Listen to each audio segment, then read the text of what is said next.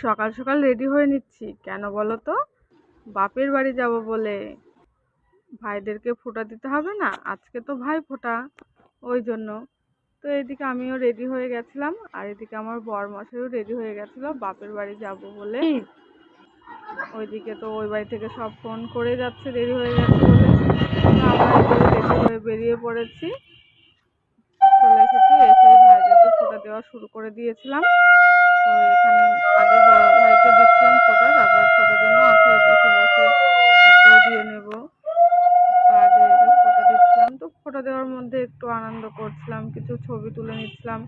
এইগুলোই তো থেকে যাবে ক্যামেরা বন্দি হয়ে, বলো। এই ফোঁটা হলো একটা স্পেশাল দিন। তো কি করব, দাদাও বাড়িতে নেই, ও বাইরে আছে।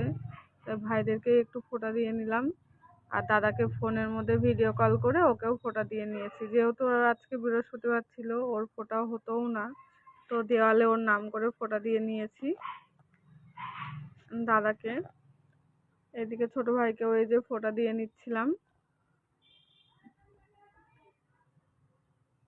খুব সুন্দর একটা সময় কাটালাম। আজকের দিনটা সত্যি খুব স্পেশাল একটা দিন ভাই বোনেদের জন্য।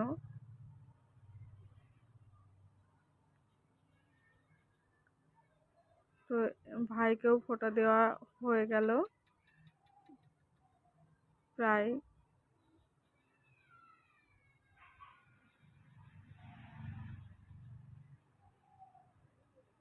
এই মুহূর্তগুলো ভীষণ ভালো লাগে, এইগুলোই স্মৃতি হিসাবে ক্যামেরা বন্দি হয়ে থেকে যাবে।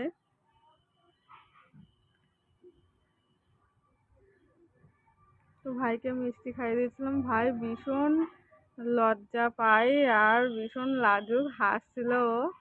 তো আমরাও একটু কিছু ফটো তুলেও নিচ্ছিলাম।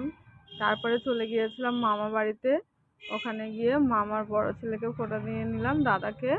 আর ছোটদা বাড়িতে নেই, ও আসতে বিকাল হয়ে যাবে, ওই জন্য সন্ধ্যেবেলাতে দেবো। আর এখানে দাদাকে দিচ্ছিলাম, আর মামা বাড়িতে খাওয়া দাওয়া করলাম। আজকে রান্নার আয়োজনেও ছিল ডাল,